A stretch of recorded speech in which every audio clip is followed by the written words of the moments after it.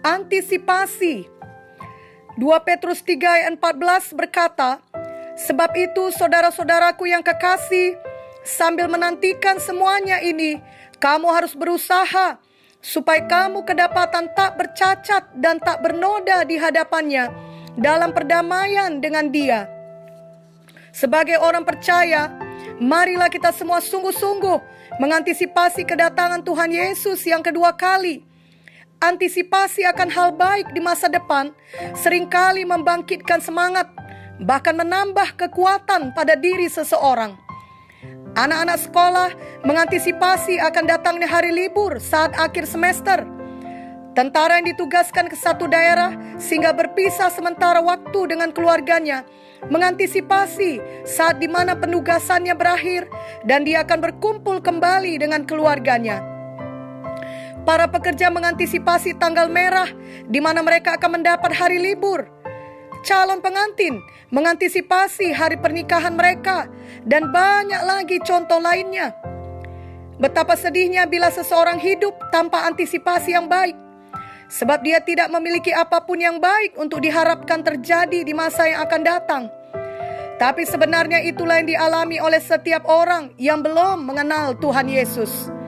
Sebab tanpa Tuhan Yesus, sesungguhnya tidak ada antisipasi yang sejati. Bisa saja seseorang mengatakan ia memiliki antisipasi untuk banyak hal baik di masa akan datang, tapi tanpa Yesus semua itu sia-sia. Sebab itu akan berakhir, akan lenyap, ditelan oleh kematian yang harus dihadapi setiap orang. Kematian mengakhiri semuanya. Dan kematian harus dihadapi setiap orang, cepat atau lambat. Itu sebabnya tanpa Tuhan Yesus, masa depan seseorang adalah tanpa pengharapan. Tuhan Yesus adalah satu-satunya jalan keselamatan, jalan menuju sorga, kepada kehidupan yang kekal. Puji Tuhan sebagai anak-anak Tuhan yang percaya kepada Tuhan Yesus sebagai juru selamat dan Tuhan, maka kita semua memiliki masa depan yang penuh pengharapan. Sukacita kita akan penuh saat kita mengantisipasi kedatangannya yang kedua kali. Kita tahu Tuhan sudah menyiapkan rumah yang kekal bagi kita dan upah yang kekal seturut dengan apa yang kita kerjakan baginya. Itu sebabnya kita hidup setiap hari di dunia ini dengan antisipasi akan ke hari kedatangan Tuhan tersebut. Sayangnya banyak anak Tuhan yang tidak menyadari, tidak mengingat, atau tidak mau memikirkan mengenai kedatangan Tuhan yang kedua kali, sehingga hidupnya tidak dipengaruhi oleh hal tersebut. Setiap hari ia tidak mengantisipasi akan datangnya hari yang mulia itu, di mana Tuhan Yesus akan menjemput kita semua. Itu sebabnya ia hidup sama seperti orang-orang lainnya yang hanya mengejar perkara yang fana. Bahkan lebih dari itu, ia tidak sadar bahwa ia terus hidup dalam gaya hidup yang berdosa, yang memuaskan kehendak dagingnya dan mendukacitakan hati Roh Kudus. Ini semua terjadi karena ia tidak mengantisipasi bahwa hari Tuhan akan datang. Janganlah ada kita yang demikian.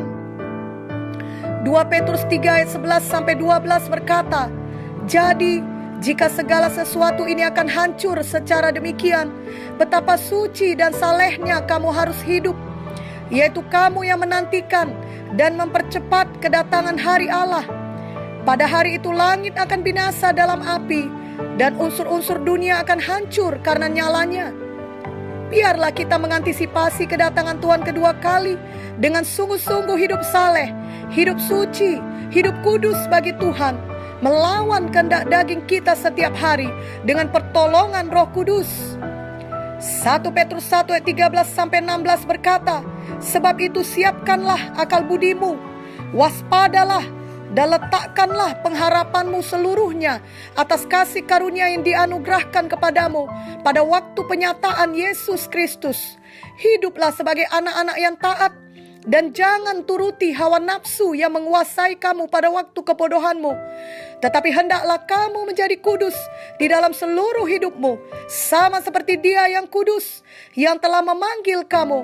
Sebab ada tertulis, kuduslah kamu, sebab aku kudus." Ayat firman ini jelas mengajarkan kepada kita untuk menjadi kudus di dalam seluruh hidup kita, sama seperti Tuhan yang kudus. Bila kita hidup setiap hari mengantisipasi kedatangan Tuhan kedua kali, maka setiap hari kita akan sukacita hidup kudus bagi Tuhan. Janganlah kita mengeraskan hati kita, tapi marilah kita mau menjadi anak-anak yang taat, yang patuh akan firman Tuhan, akan panggilan Tuhan dalam hidup kita. Ada maksud Tuhan bagi kita masing-masing selama kita hidup di dunia ini. Itu sebabnya setelah kita mengenal Tuhan Yesus dan diselamatkan, kita tidak langsung dibawa Tuhan masuk ke sorga. Tuhan memiliki tugas bagi kita masing-masing. Marilah kita menyadarinya dan mengerjakannya dengan sungguh-sungguh. Janganlah kita menjadi lupa akan panggilan Tuhan tersebut atau mengesampingkannya, lalu hidup memuaskan nafsu kita.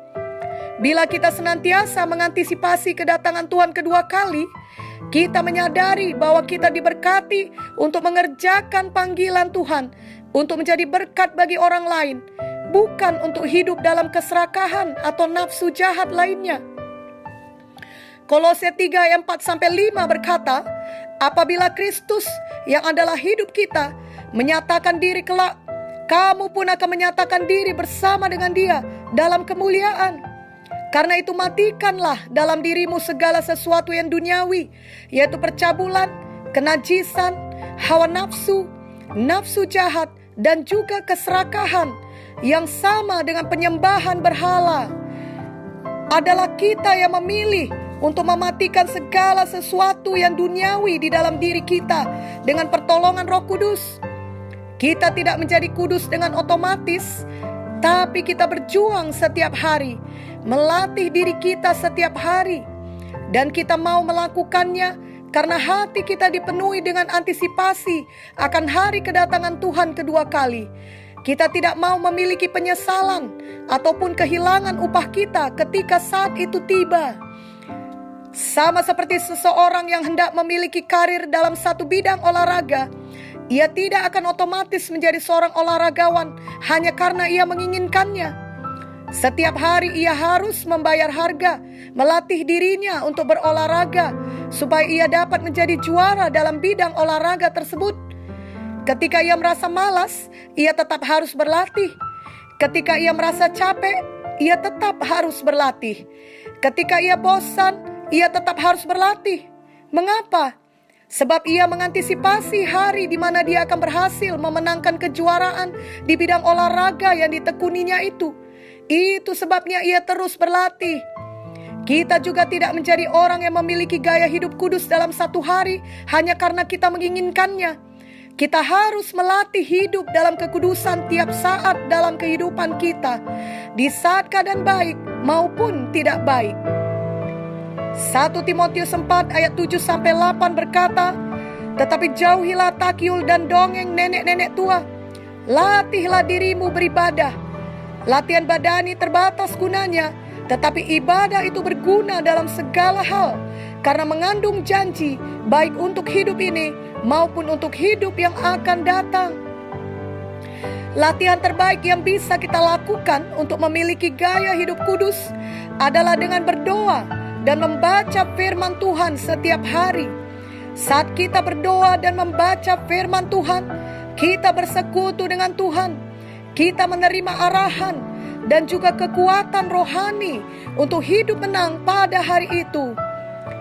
Titus 2 ayat 12-14 berkata, ia mendidik kita supaya kita meninggalkan kefasikan dan keinginan-keinginan duniawi, dan supaya kita hidup bijaksana, adil, dan beribadah di dalam dunia sekarang ini, dengan menantikan penggenapan pengharapan kita yang penuh bahagia dan penyataan kemuliaan Allah yang maha besar dan juru selamat kita Yesus Kristus, yang telah menyerahkan dirinya bagi kita untuk membebaskan kita dari segala kejahatan dan untuk menguduskan bagi dirinya suatu umat kepunyaannya sendiri yang rajin berbuat baik. Saat kita mengantisipasi hari di mana Tuhan menyatakan dirinya dalam kemuliaan, maka kita dengan sungguh-sungguh meninggalkan semua dosa dan kefasikan. Sebaliknya kita hidup dengan segenap hati, beribadah kepada Tuhan. Biarlah ini menjadi kerinduan hati kita setiap hari. Adakah hati kita masih terikat dengan semua dosa ataupun dikuasai oleh hal-hal fana lainnya, sehingga kita tidak lagi memikirkan perkara yang kekal, tidak memikirkan kedatangan Tuhan kedua kali yang pasti akan terjadi dan waktunya terus semakin dekat setiap hari? Adakah kita begitu sibuk mengejar semua kesenangan yang dapat diberikan oleh dunia ini, sehingga kita tidak lagi mengejar panggilan Tuhan? Adakah suara-suara di dunia ini untuk berkompetisi dalam kesuksesan, ketenaran, dan kekayaan begitu kuat memenuhi pikiran kita, sehingga suara firman Tuhan tidak dapat lagi terdengar oleh kita? Apakah mengejar hidup yang kudus tidak lagi merupakan suatu prioritas bagi kita? Kiranya mulai hari ini kita semua kembali kepada kebenaran firman Tuhan.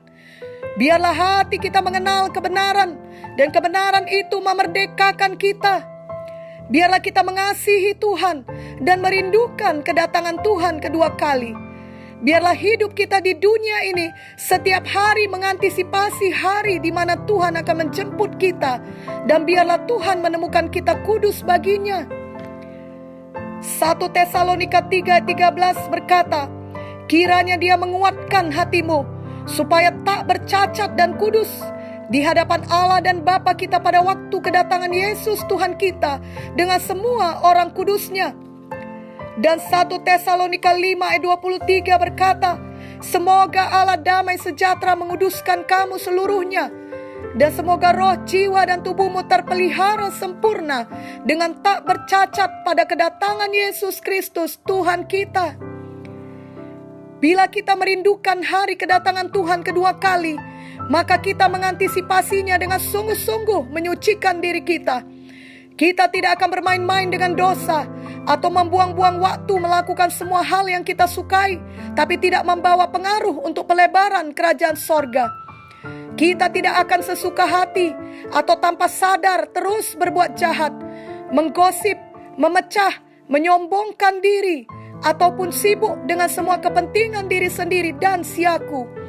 Tapi kita akan menjaga hati kita, ucapan kita, perbuatan kita setiap hari, karena kita hidup akan kesadaran bahwa Tuhan akan datang kedua kali, dan semua hal yang kita lakukan di dunia ini akan menentukan kedudukan kita dalam kekekalan saat Tuhan menjemput kita kelak. Kita mengantisipasi akan hal tersebut. 1 Yohanes 3:2-3 berkata, saudara-saudaraku yang kekasih, sekarang kita adalah anak-anak Allah, tapi belum nyata apa keadaan kita kelak. Akan tetapi kita tahu bahwa apabila Kristus menyatakan dirinya, kita akan menjadi sama seperti Dia, sebab kita akan melihat Dia dalam keadaannya yang sebenarnya. Setiap orang yang menaruh pengharapan itu kepadanya menyucikan diri sama seperti Dia yang adalah suci. Jika calon pengantin sudah memiliki tanggal hari pernikahannya dengan pasangannya, dan bila ia sungguh-sungguh mencintai calon pasangannya tersebut, maka ia tidak akan menjadi target yang mudah bagi kenajisan atau percabulan. Ketika ada orang yang mengajaknya untuk berbuat jahat dan berselingkuh sebelum hari pernikahan, ia akan menolaknya. Bahkan ia akan menjauhkan dirinya dari segala macam godaan tersebut. Ia akan berusaha menutup setiap kesempatan untuk hal jahat itu, sebab ia mengantisipasi hari bahagia, di mana ia akan menikah dengan pasangan yang sangat ia cintai. Ia sudah menanti-nantikan datangnya hari bahagia itu. Semua tawaran untuk berbuat jahat dengan orang lain, dengan orang yang tak dikenalnya, sama sekali tidak menarik lagi baginya, sebab pikirannya dipenuhi oleh kekasih hatinya yang akan segera dinikahinya, dan hanya tinggal menghitung hari saja. Begitulah gambaran saat kita selalu mengantisipasi datangnya hari kedatangan Tuhan kedua kali. Maka semua tawaran hidup berdosa, hidup dalam kejahatan, dalam kedagingan, dalam hawa nafsu, tidak lagi menarik bagi kita. Adalah saat di mana pikiran kita tidak lagi mengantisipasi kedatangan Tuhan kedua kali. Maka segala dosa, tipu daya kekayaan, dan godaan duniawi ini menjadi sangat menarik di hati kita. Tiap kali pikiran kita masih dipenuhi dengan antisipasi akan datangnya hari Tuhan menjemput kita, itu akan membuat kita mengejar kekudusan. Tapi kapan kita tidak lagi mengantisipasi hal tersebut, maka kita akan mengejar hal lainnya yang kita pikir akan memuaskan kita. Bila kita sungguh-sungguh menyadari masa depan yang luar biasa menanti kita saat Tuhan menjemput kita kedua kali, yakni sorga yang kekal, Yerusalem baru, di mana tidak ada kesusahan, tidak ada air mata, tidak ada penyakit, tidak ada dosa, tidak ada kematian, dan semuanya sangat indah dan sempurna, maka kita mengantisipasinya dengan hidup sepenuhnya bagi Tuhan. Marilah kita memilih untuk selalu mengingat dan mengantisipasi hari kedatangan Tuhan kedua kali. Marilah kita berdoa dan mohon Roh Kudus untuk selalu menolong kita hidup setiap hari di dalam Tuhan dan hidup bagi Tuhan. 1 Yohanes 2:28 berkata, "Maka sekarang anak-anakku, tinggallah di dalam Kristus, supaya apabila Ia menyatakan dirinya, kita beroleh keberanian percaya dan tidak usah malu terhadap Dia pada hari kedatangannya." Biarlah tidak ada kita yang malu pada hari kedatangan Tuhan kedua kali. Marilah kita senantiasa wait, watch, work, mengantisipasi hari kedatangan Tuhan Yesus kedua kali. Amin.